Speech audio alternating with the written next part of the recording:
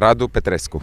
Okay, well, I won't try to pronounce that, but anyway, first of all, thank you very much for coming to Bermuda. Your experience, you're the first UEFA referee to officiate a domestic game here in Bermuda. In your career, how does that actually make you feel knowing that you're the first in a country like Bermuda? Well, first of all, I have to say that it's really an honor for me to be here. It's a pleasure and it's an honor.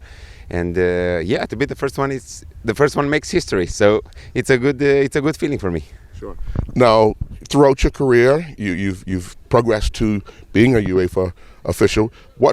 Tell us a bit about that journey for you. Well, I started refereeing back in 2001, so that's another life. And I became a FIFA referee in 2012, so already 10 years. And the journey, well, I can say that when you're starting the refereeing career, you're dreaming. And step by step, all the dreams that you had when you started can become true. So for me, this year I had the chance to referee in the UEFA Champions League, which is the top competition in Europe. I did a match with Barcelona, and the feeling was really great to see the stadium, to see the players, like my dream came true. So I was very happy. Now, one thing about big games, everyone has a little bit of nerves here and there. Were you as nervous as the players were? Because the players want to put on a show.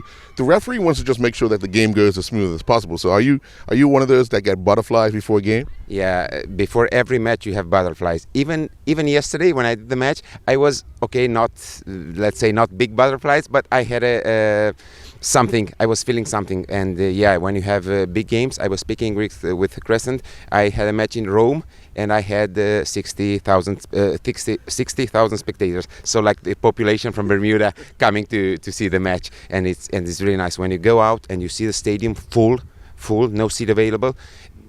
It worth every lap, every training session, everything. But yes, before every game you get the butterflies. But when the game starts, you're just your whistle, your colleagues, and your focus on the match. Sure. Now, what are you hoping to inspire the young people in Bermuda, who you will be working with later on today, to do with officiating? Yeah, I would like just to tell them that an opportunity is here. The opportunity to develop, to go to a top level regarding refereeing is here, and they have the chance. They really have the chance, because I spoke with Crescent, and the level of commitment is not very high. So if you're serious, if you're doing your job in the right way, you can go very far. Well, I want to thank you again for being in Bermuda.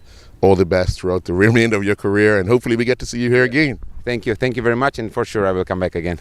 Narissa Golson. Yeah, right, Narissa, again, you've been in Bermuda. You've been able to do a Premiership game on Thursday night. What was that feeling like for you, being in the middle of a game in a place like Bermuda? It's great. Actually, it was an excellent game. I mean, the playing style of the players was good. It wasn't any violent or any serious play, but it was good. Players came out to play. They respect the referee's decision, so it was an amazing feeling. What would you consider being your highlight of officiating? Here in Bermuda? No, just okay. Anywhere. I mean, my highlight of refereeing, to me, new players to officiate outside of my country is always an amazing experience. So yeah. Now, when you would have started the journey of officiating, did you have ambitions of being a FIFA referee, a CONCACAF referee, or did you just say, you know what, I just want to be a domestic referee? I mean, the sky is always the limit. So when I started as a normal referee, and then when you have become to know other referees and hear of all the experiences, and so you always aim for the highest level. So it's not even just to become a FIFA referee, but to become a world-class referee, to officiate at the World Cup, you know. Who's been one that's been pushing you and inspiring you to be better than what you started out to be, and even want to be better tomorrow as opposed to today? I'm not going to leave out myself, because you have to look in the mirror at all times to say you need to do more. But my instructors back home, the list is a long list, but I'm telling you, they always tell me that, Neri, you have the potential, so you need to do what you have to do. And of course my colleagues who would have gone and gotten the experience come back and say, listen, you can do it. So yeah. Now, getting an invitation to come to Bermuda from Mr. Williams, what was that moment like for you when you would have been extended that invitation and then you're able to come to Bermuda? Best believe this maybe should have been my third visit, because I was supposed to be here like from earlier on in the year, but work and other stuff. But it was good. It's great. When he called me, listen, you need to send in your passport like right now. I had no choice but to just send it right now, because he has been waiting for a minute. Yeah. All right. Well, again, thank you very much for coming to Bermuda, officiating our games, helping our officials. You're going to have an opportunity to work with some of our younger officials. What would be your message for them? I mean, my message for them would definitely be stay focused on whatever you love. If you come into referee and find that there's a passion to it, then aim high. And they can look around at other officials, for example, Natasha and Stefan, and see that there is space and you can do it. So they should just continue doing it. All right. Well, thank you very much. Thank you very much. It's a pleasure being here. Yeah. Damien Williams, FIFA referee, FIFA assistant referee, Jamaica. All right. Damien, you were here about a month ago, just over a month ago. Yeah. What were some of the things that you took away the last time, and that when you came back this time you wanted to ensure you were better prepared?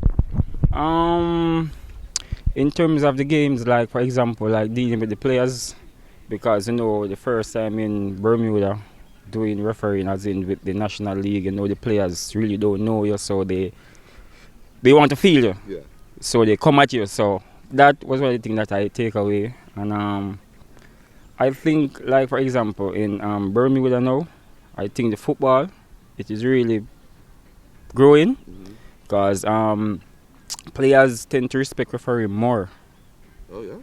Because they see that we are very stern. Right. So they tend to respect us. So that's good. Yeah, Sure. yeah. Sure. Again, you're going to have an opportunity to work with some youngsters. You've done it the last time you were here. What are you hoping to see from some of the familiar faces that you'll see while you're here? Things that we spoke about the last times in terms of signaling, whistle tone, laws of the games and all of that. So I hope that what we taught them the last time, they take that in place, and I will see what will happen. Yeah. Yeah. So far, what would you consider your highlight of your career as an official? Oh, my highlight of my career is to work in the Champions League. That's the highest that I've ever done in terms of refereeing. It's it's really good. It's really good. It's really good. And one thing that I want to do now is that I want to go higher in terms of to the World Cup or something like that, Sure. Yeah, that's where I aspire to be. You got a few years for that, and then we could work towards it, huh? Yeah, definitely. Many people would love to see somebody who has been on island assisted us to be in a World Cup, because we take that as part of us as well. Yes, we're working. And I think that the referees in Bermuda, they are qualities referees, so they have the potential to go up there and make the Bermudans proud. All right, well, thank you very much for being here. You're welcome. Yes, sir. OJ Duhaney. All right, OJ, as I asked Damien before, you're going to be around some familiar faces later on today with the young people. What are you hoping to see with those familiar faces, that the ones that you worked with the last time? I want to see passion, commitment and love. That's all I want to see right now. At that tender age, you just need to love the game or love what you do, and trust me, it's going to take you places a few years from now. Sure. Now, you've been here about just over a month ago. What did you take away that when you're back here now, you're hoping to see a little difference in the game and in your approach to the game? I understood Bermuda's need specifically. So every second on the field of play, I tried to display, what is expected of an assistant referee. That way, I'm sure the players looking on will say, this is a no-nonsense assistant referee.